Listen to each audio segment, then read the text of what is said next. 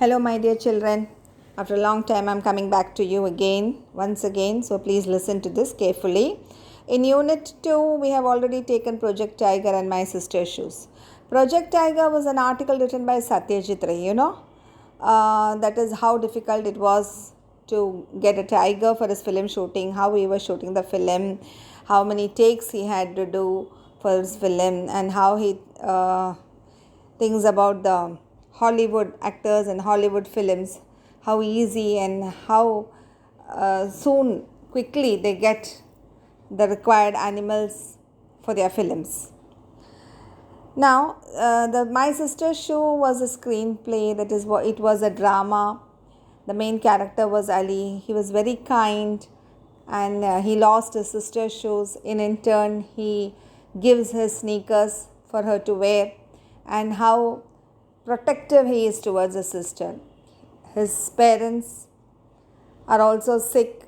They are in poverty, and still he doesn't want his parents to be known of this fact.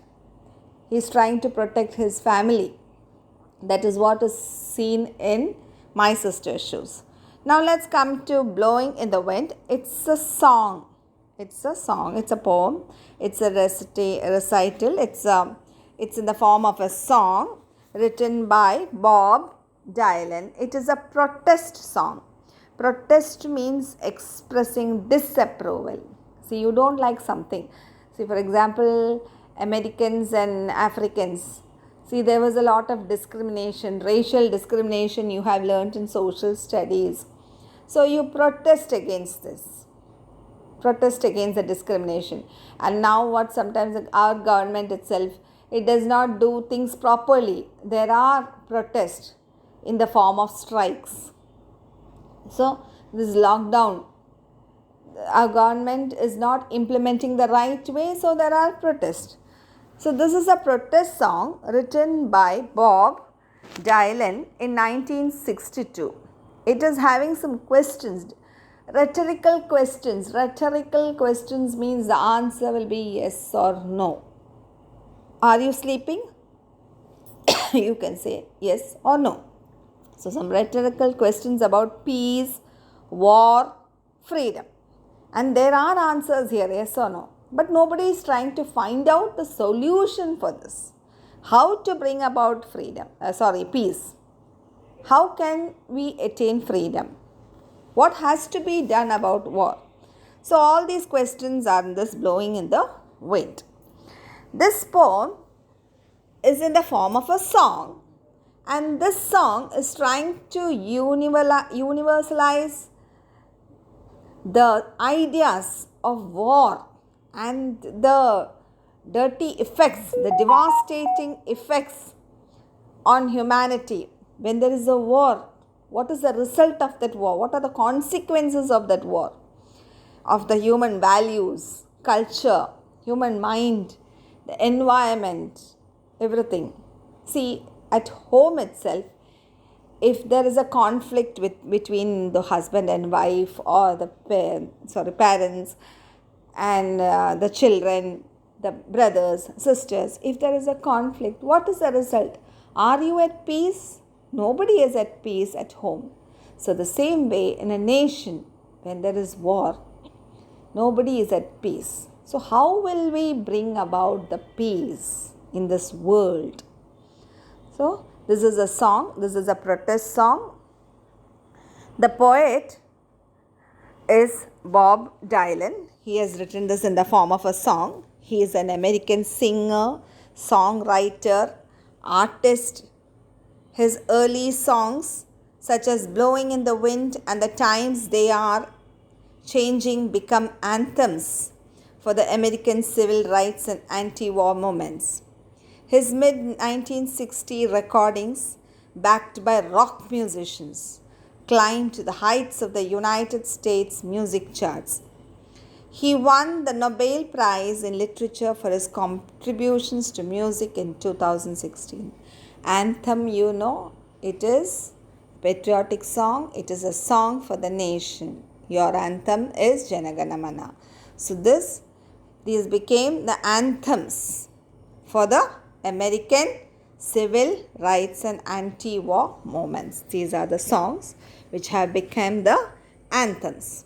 So in the introduction part, you can see, like cinema, songs in the music albums are also very popular as they are rendered as audio visual treats.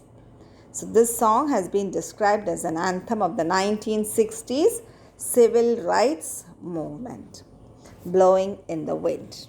So first stanza, each stanza, there are 3 stanzas here. Each stanza consists of 8 lines. An 8-line poem is called octave. 8 lines mean octave. But here you can see 6 lines here, and after that a repeated line, repetition. As we read, we can understand what it is. So 6 lines, it forms a sestet, S-E-S-T-E-T, sestet. 8 lines together is known as octave. 6 lines is sestet, S-E-S-T-E-T. And after that sestet, you can see a refrain here, refrain.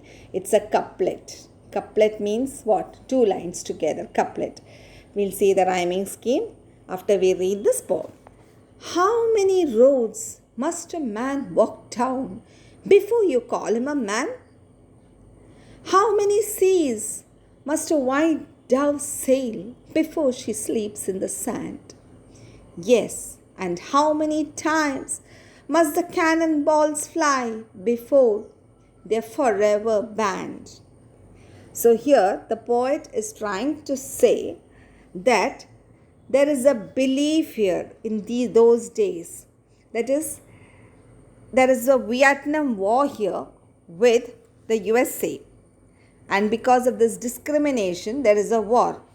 Here the poet is saying there is a belief system in those days, the belief that a boy can become a man only if he goes for war. Only if he goes for war, if he is a soldier, he can become a man. And he disagrees. And he is saying, how many roads must a man walk down? How many wars must a man do? How many difficulties has a man to suffer to become a man? That is a boy. He has to grow. He has to become a man.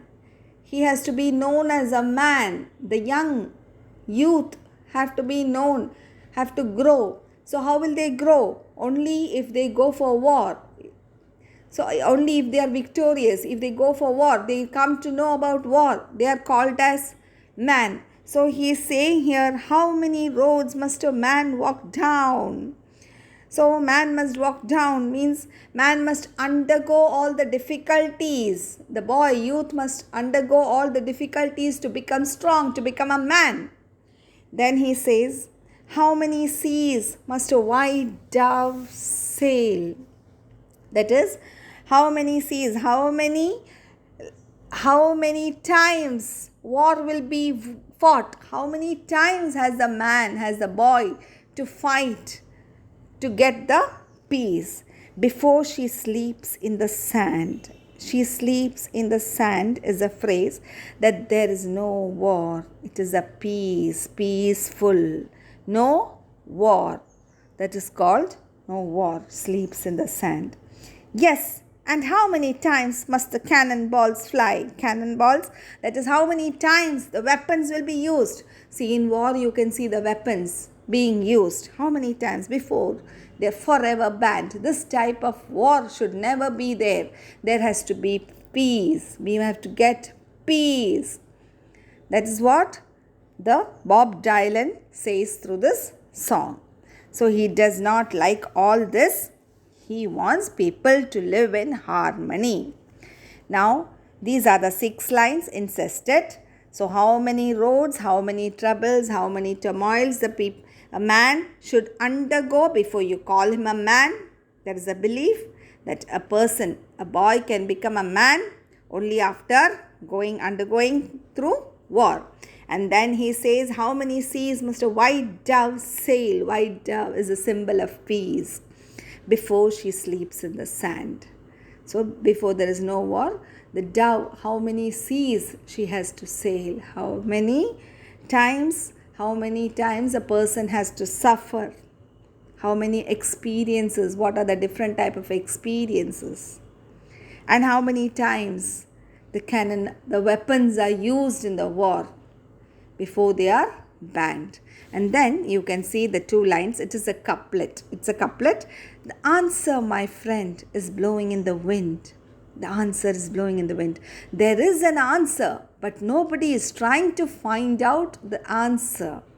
What the answer is. Nobody is trying to implement this answer. The answer is blowing in the wind. കാറ്റത്ത് പറന്നുകൊണ്ടിരിക്കുക answer.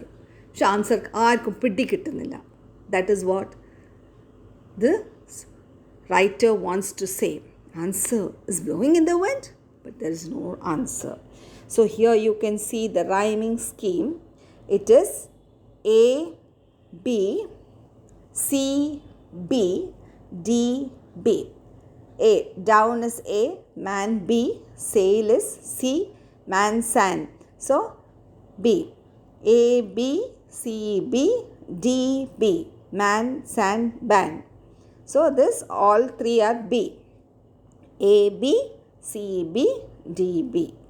Then here in this couplet is this wind, wind, E, E, E, E. So that is the rhyming scheme of this stanza.